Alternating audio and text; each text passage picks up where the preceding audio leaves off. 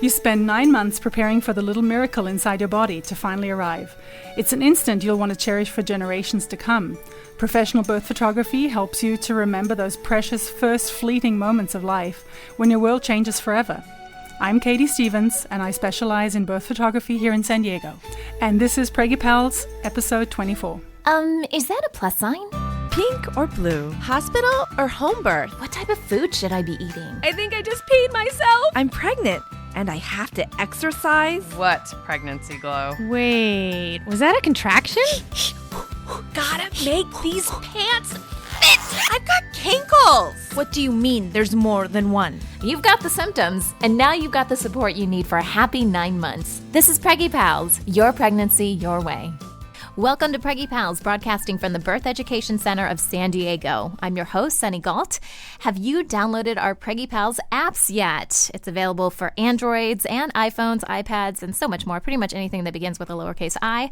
The apps automatically download the latest episodes, and you can even star your favorite episodes for easy access. And another great way to get involved with our show is to subscribe to our Preggy Pals newsletter, which is actually launching in October. The newsletter will provide great behind-the-scenes access to our shows, exclusive interviews, and much more. So, for our panelists today, usually we just have pregnant women here in the studio, but we have a couple women who aren't pregnant and have little babies at home or here actually in the studio, and a couple people who are pregnant. Hi, I'm Stephanie Soffeld. I am 29, and I'm a gemologist, due January 9th with my first baby, a girl, and I'm having a hospital birth. My name is Misty Davies. I'm 33, also a gemologist, due October 10 with a little girl, and I'm hoping for an unmedicated hospital birth. Hi, I'm Jennifer Villamanovic, and I'm 25. I work as a program aide at an elementary school, and my daughter was born in February 2011, and I had a hospital birth. Hi, my name is Annie. I am 34 years old. I'm a naval officer. I have 2 children, both girls. My daughter Clara was born in 2005, and my daughter Lucy was born just 2 months ago. I was planning for a home birth and transferred to the hospital in transition and had her at Balboa Naval. Wow. Okay. And obviously, Jen and Annie are here because they chose professional birth photography. So throughout the interview, we're going to get some information on them on what their experience was like. So we'll be right back.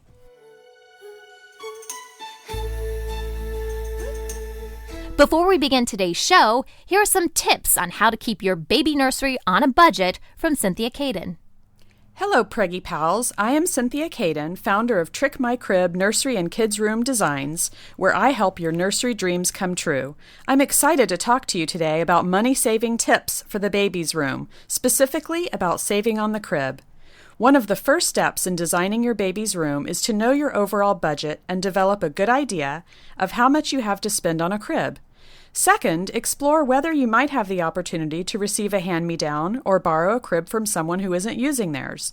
Moms love to help other moms-to-be, and as a side benefit, they get that unused crib out of their home. If you are going to purchase a new crib, shop around. Go to the big baby stores to look, feel, and experience the crib hands-on, but then go home and shop online. You will be amazed that you can find online virtually the same crib you fell in love with in the baby store for hundreds less. Convertible cribs are huge money savers. If you don't buy convertible, you should plan on buying a toddler bed in about 2 years and then a big bed in another 2 years. I think that's a huge waste of resources, and it really is not necessary. The convertible cribs convert first to a toddler bed and then to a full-size bed, often with a headboard and footboard that already fits and matches the room. They are great. Be aware that you can also buy a crib mattress that converts from infant to toddler just by flipping it over. What a great money saver. I can help you find the perfect crib as part of my flat fee design service. Please like Trick My Crib on Facebook and visit my page often for decorating ideas. Thanks for listening to today's money-saving tips, and be sure to listen to Preggy Pals for more great pregnancy tips in the future. Most of us don't think twice about hiring a photographer to preserve life's special moments, such as your wedding. But what about your baby's birth?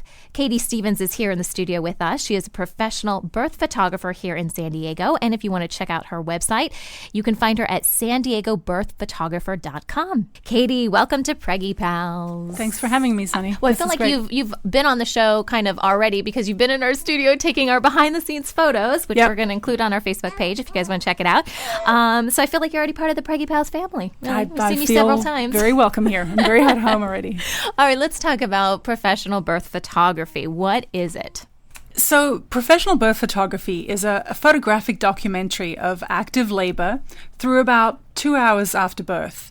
It's a way to capture the journey to parenthood, those amazing moments when mom and dad first see the little miracle they've created, get to stare in their baby's eyes and check out their little fingers and toes. Yeah. I mean, a lot of people may be listening to this and going, well, I have a little snapshot camera. Or, why can't my husband, my spouse, whoever, take pictures for me? What do you say when people say that to you? Well, of course they can. But I just think that it's dad's experience too. And they deserve to be present and experiencing the event and to be in the pictures. Pictures of the couples becoming parents together and dads or partners with their sweet new babies are some of the most touching images I produce. Well, I would love to talk to, the ladies here in the studio who have done birth photography, had Katie take pictures. What was your experience like? First of all, why did you decide to do this? Let's start with Jen. I actually had Katie recommended by a friend on Facebook. I never heard of birth photography, and I thought, I'll give this a chance. I'll meet with her and see what she says and talk about what she does. And she came over, and I felt immediately comfortable with her, like I had known her for many years. So she told me what she does, and I said, okay. I don't remember her taking a million pictures. My mom asked me, did it bother you hearing the click, click, click all the time? And I had no idea. I mean, I was just focusing on giving birth, and I think that day, I was still in the hospital, and Katie had already uploaded the pictures. And to see the pictures, it was amazing. Remember this? I mean, I'm so glad that our lives crossed, and I was able to have her document my birth, because the pictures, thinking about them when I look at them, it makes me cry because I relive the moment, and there's no way if my husband took the pictures that it'd be anywhere close. Right. And your little one's how old? 18 months. 18 months. So you're able to bust out those pictures now and relive that day. Yes. And I think also having a professional birth photographer present, they can be the fly on the wall. Right. So I'm taking pictures of, for example, Jennifer and her husband Danny. They were walking down the hallway in the hospital, and they came across this little, what looked like a plaque that had different size circles that showed the dilation. And originally I thought it was a picture frame, but it actually showed the dilation, and they were pointing at 4, which was the level she was at that point. Right. But there's little moments like that a dad may not realize or think to photograph. Yeah. And just the connection between, in her case, her husband and her. She needed some additional oxygen for the baby, and she was just laying there, and her husband was just there 100% for her, and he was stroking her forehead, and those are moments that you can't take yourself. I think that is what I would want myself, like my husband to be there kind of holding my hand, and then my doula kind of also there to hold my hand and then kind of guide me through everything. And then if you have the photographer separate, I didn't really notice that much when you were taking photos just around the studio. You can kind of get behind the scenes. You're kind of observing everything, and you can get all those good shots. Candid. Yeah, it's totally strictly documentary style. There's no posing in birth photography. Can you imagine? Hey, wait, you have a contraction? Hang on a second. Wait, I didn't get the baby's head emerging. Let's do that one again. You have to be on your game, Katie, because once that moment's gone, it's gone. Well, that's the thing, and people ask me all the time, well, don't you stress about birth photography? It only happens that one time. And I go, no, I am completely calm when I'm at a birth.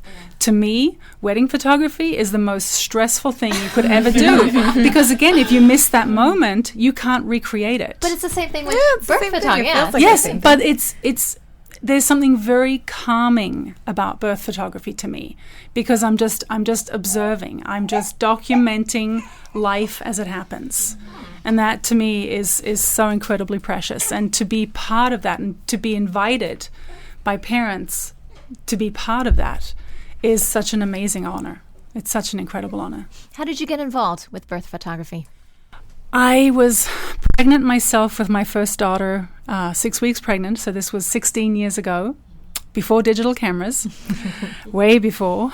And I had grown up doing photography. My dad was a very keen amateur photographer, and he passed on his love of photography to me. And so I always had a camera. And my friend knew that I took really great pictures. And a friend of hers was pregnant with her first baby and was delivering at Mary Birch. And they said, hey, would you be interested in doing this birth? And I go, yeah, absolutely. I want to know what goes on. And it was just the most incredible thing I had ever witnessed. And in the back of my head, I always thought to myself, wow, if I could do something, this would be it. And then after my second son, I started getting more serious about having my own business. But I hadn't really been thinking about birth photography that much. And then about 18 months ago, when I met Jen, I decided if I'm not going to do it now, I'll never do it. Mm-hmm. And I spoke to my husband, and he goes, okay, because as a birth photographer, you are on call 24/7. It's like a doula or It's midwife, like a doula. yeah. Yes, you're on call 24/7. And your family has to be completely supportive of this. Your children may have to go home with somebody else after school. They have to be okay with that. Your husband may have to come home from work to pick up the kids. He has to be okay with that and be able to from a work standpoint. Mm-hmm. And he said, okay, let's do this. And so with their support, I switched to full-time birth photography. Wow. Yeah. Was that a tough decision, or you just knew you had to do it? It was a natural progression. So how would someone go about booking a birth photographer? At what point in their pregnancy would you do that? As soon as possible. There's a big community on Facebook, birth photography community. And some of them actually get booked as soon as the plus sign is on the pregnancy test. Seriously, one lady has even been booked before she's even pregnant. I want you to be my birth photographer when I get pregnant. Wow. So they've already given them the retainer, and then, they're trying to get pregnant, and they already know they have them on retainer. Basically, as soon as you're comfortable with hiring somebody. Okay. I recommend meeting the photographer so that you can see if there is a connection between the two of you. Mm-hmm. Because just like there are family photographers for everybody, there's also a birth photographer for everybody. As far as, and every birth photographer may be different, but as far as travel is concerned, you mentioned some people know, I want that person. Do you typically travel to, different women in the Southern California area, or how does that work? I think for me, I really do want to focus just on San Diego. Okay. I think the farthest that I would travel would be an hour and a half to 2 hours. That's probably max 2 hours. Yeah. Okay. Especially if it's a first, I would go up to 2 hours. If it's a second, third, or fourth, probably not. Well, that's true, because they're in labor and you may not get there, huh? That may be an issue. And I think it also depends where they are. I live down in South Bay, and it was my second child. And so when Katie and I talked about when do I call her, I think it was my husband that actually called her. And I remember thinking, oh, well, this isn't... I'm handling these surges. And he said, well, they're coming every 4 to 5 minutes. I said, oh, I'm fine. Don't call them. And then he went behind my back and he called Katie and said, Katie, you better get here, otherwise she's going to have the baby. So that's the thing about birth photography. Every mom is different. And to me, birth photography is not just about the actual delivery. It's about the journey you take to motherhood, especially with the two ladies who are in the studio with their first babies. It's a whole journey. And to me, documenting their whole journey is just as important as the actual delivery itself and the moments afterwards. Well, coming up next, we're going to find out exactly what you can expect from your birth photographer the moment you think you're in labor. We'll be right back. Welcome back. We are talking about the benefits of professional birth photography, and our special guest expert is Katie Stevens. She is a professional birth photographer right here in San Diego. Okay, so we talked about this a little bit in the last segment, but as far as when to call your birth photographer when you're in labor, is it the moment you think you're in labor? Because like you said, you just don't know how much time you have. Yeah. I tell the pregnant mamas that as soon as they even think they're in labor, text me. give me a call. Let me know what's happening. If your water breaks, let me know. If you lose your plug, let me know. I want to know all the details because it just gives me a heads up, because I do have 2 kids of my own and my husband has to usually come home from work unless it's in the middle of the night. So it just gives me a little bit of time to plan. And if there is a doula, I usually try to communicate with the doula as well and see what time she's heading down. With Annie's birth, I think the doula and I arrived within minutes of each other. So that worked out really well. Okay. Yeah. And we talked about you being always on call. Yes. What happens, though? I mean, life happens even in your own life, right? So what happens if you're sick? Or, I mean, have you ever encountered a type of situation you couldn't get out of it? There was... Nope. I drop everything. Yeah. I drop everything. My kids know that if I get called to a birth, my husband is on his way home as soon as he can, or I drop them off at a friend's house and I take off. My bag is constantly packed. My battery is charged. Wow. When it gets close to the due dates, right, my bags are packed and I'm ready to go. Right. Which brings up my next question. What if there is an emergency? Your baby's coming. You didn't intend for it to happen the way it is happening, and it could result very badly. Okay.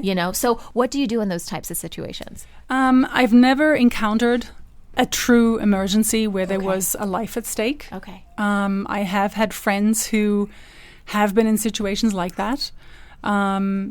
Basically, you stop shooting. You do. You stop shooting, Okay. and if it's the staff, whether it be a midwife at home or at a birth center, they will let you know.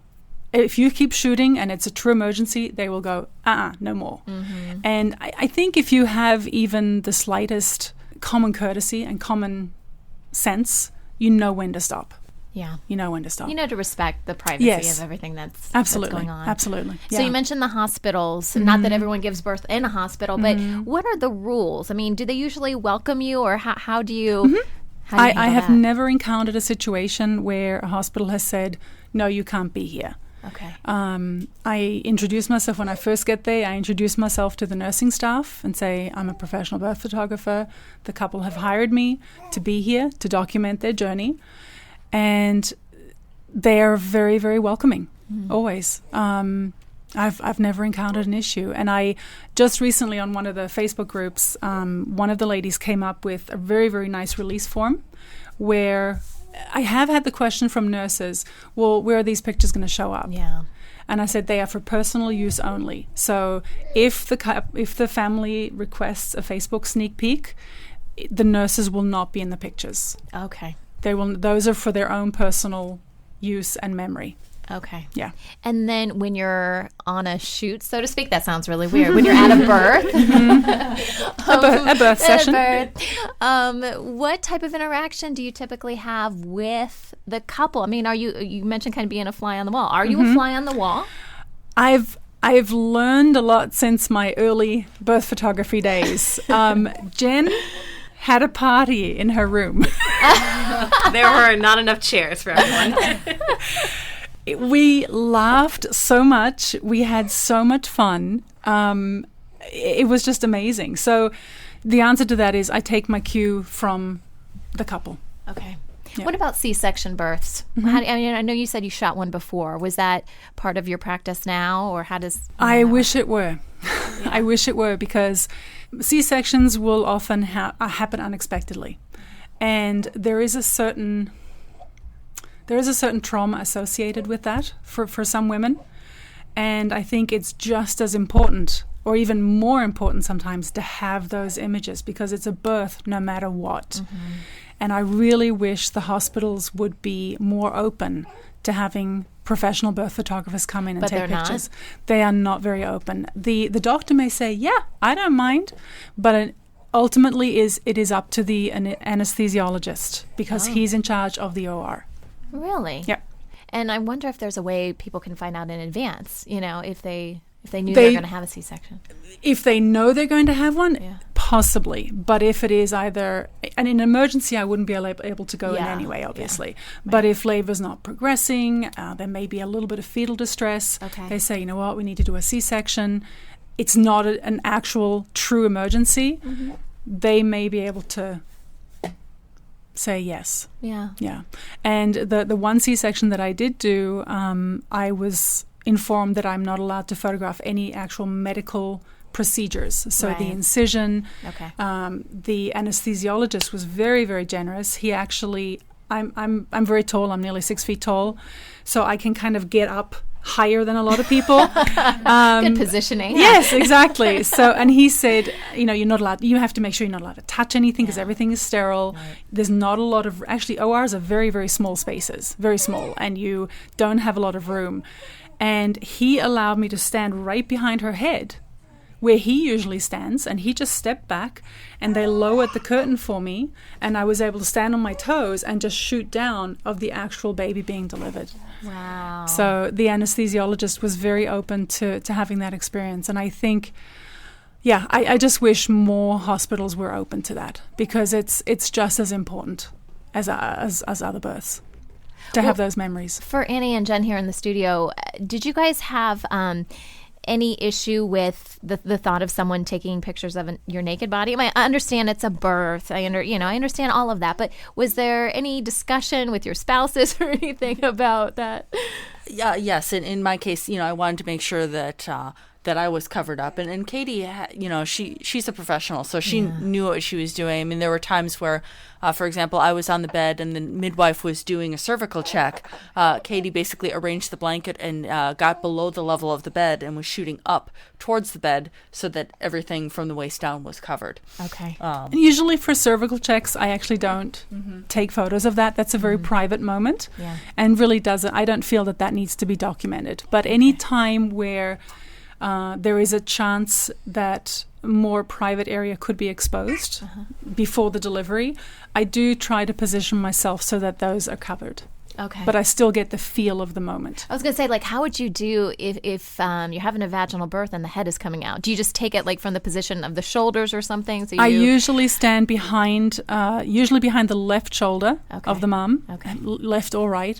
And then, again, because I'm tall, it helps because I have a better view. I did have an interesting experience at Balboa this past November, and the baby, there was some slight fetal distress. They wanted to have some extra oxygen on her, and they changed position to her right hip, and I was standing behind her left shoulder, and I thought, if she gives birth right now, I'm in the wrong spot. So I started to very, very slowly move down to the left, and then they switched her to her left side. And I was a cruel joke. Right there. And when I say right there, I was next to her left hip. So it was still a slightly more graphic angle, but not graphic at all. It was just, it was amazing how the timing just worked out. And I have a progression of photos of her daughter being delivered. Oh my I just kept shooting, and she just, head out, torso out, legs out, feet out. It was absolutely incredible to witness it from that angle. It was really cool. There are some women who really would like to have a crowning shot because they don't really see that. Right. They want to see, and some go, absolutely not. So you I talk don't about want this to remember stuff this beforehand. Yes. What kind of shots you want. Yes. I have a questionnaire for them that we go through. I carry it with me on the day of the birth. Of course, that's not guaranteeing that during the birth that's going to happen. I remember telling you, Katie, I want a crowning shot. I want everything. And then I pushed once and Lucy was born. So, sometimes birth just happens that way. You can't plan for everything. Consider yourself lucky. Right. But, Annie, I did get an amazing shot of Lucy. Annie refused to get on her back in the hospital. She was on her hands and knees. And the doctor had already informed me that I was not allowed to shoot the actual delivery itself. And I have to say, I snuck one. I was going to say, the temptation would totally be there. Under somebody's arm, because I had never actually witnessed a delivery on her hands and knees. I had never witnessed that. So I did want to get a shot. And again, I was next to her right hip. She was on her hands and knees. I was on her right. And it shows her head, but it shows her buttock. Yeah. It's not graphic at all, but it is an amazing shot of Lucy being delivered. Wow. It was incredible. I'd recommend it to every mom. If you can afford it, start saving as soon as you want to start a family. We should probably talk about that. Huh? Yeah, I was curious about that. What are the standard rates? I know you're on call. I know there's a lot of factors that contribute to it. Right. So birth photography is more like wedding photography than portraits, and the pricing really reflects this. Of course, every photographer prices births in their own way. My session fee for births starts at $600, and my clients select packages and products from there. I also offer mini maternity and a new type of newborn session called Fresh Baby, where I come to the place of birth within 48 hours and photograph your new baby in a very relaxed fashion, just bonding with you and the family. And I just want to also mention that birth photography actually makes a really wonderful gift for baby showers from friends, co-workers, and family members who can all pool together to present this meaningful gift. So, and the memories last a lifetime. They do last a lifetime, exactly. Yeah. Well, thank you, Katie. This has been really interesting to learn more about your profession. Yeah. If you want to learn more about Katie and her photography, you can visit the episodes page on our website and look for today's show.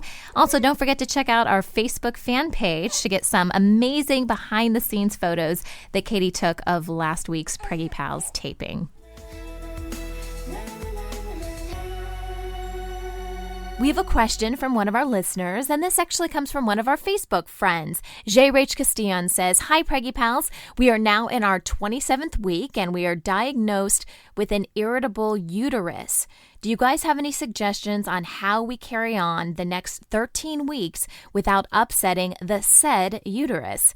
We really don't want preterm labor to happen, so please do advise. I've downloaded all your podcasts. If you've already discussed this, please tell me which episode to go back to. I appreciate your help, and thanks so much in advance." Okay, so to answer your question, no, we have not covered this. Like, we haven't done a whole episode that just focuses on this. It's possible our panelists have mentioned it in the past. So I forwarded your message over to one of our experts, and here's what she had to say. Hi, this is Jerry Ryan with San Diego County Midwives. As far as the question goes regarding an irritable uterus, I have a little bit nicer way to put it. I would call it an easily excitable uterus. And there are a number of things that you can do. Generally, it's recommended that you have pelvic rest. In other words, that means no lovemaking, because that definitely gets the uterus stirred up a bit. So the other more holistic approaches are using calcium magnesium. You can get it in a liquid format. It is easily absorbable that way, and it's a large muscle relaxer. Just taking it as it's noted on the bottle can do no harm in pregnancy, and usually your body needs more calcium also. Making sure that you stay well hydrated is really important. And for some moms, they really like being in warm water. So give those things a try and see what you think, and let me know if you need more information. Thank you, and have a great day. If you have a question for one of our experts, call the Preggy Pals hotline at 619-866-4775, and we'll answer your question on a future episode.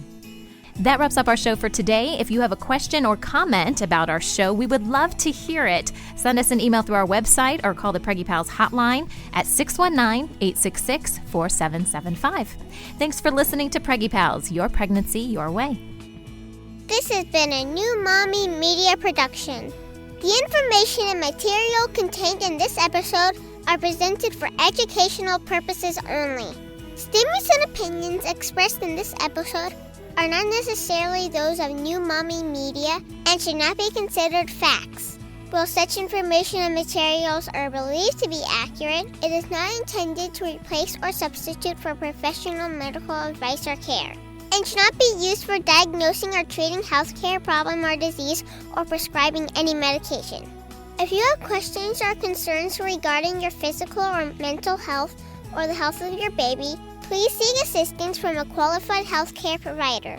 Hey mamas, don't forget to check out Mighty Moms. It's our online community built for new moms just like you. Not only can you connect with other moms, but you can also join us backstage for special mom-only online events. And you'll also be notified when we're recording, so you can join us as a special guest. Visit our website, newmommymedia.com, and click on the Mighty Moms banner. It's free. That's newmommymedia.com. See you there.